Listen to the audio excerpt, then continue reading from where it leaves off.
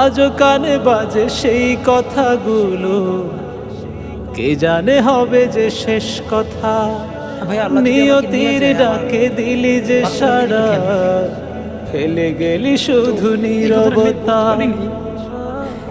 যার চলে যায় সেই বোঝে হায়, বিচ্ছেদে কি যন্ত্রণা।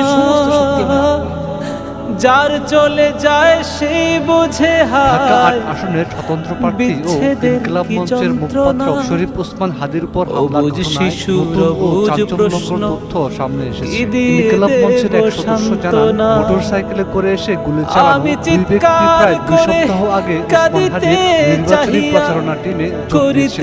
বিবিসি বাংলার প্রতিবেদনে উঠে আসে এমন তথ্য। আমি চিৎকার করে কাঁদিতে চাহিয়া, করিতে পারিনি চিৎকার।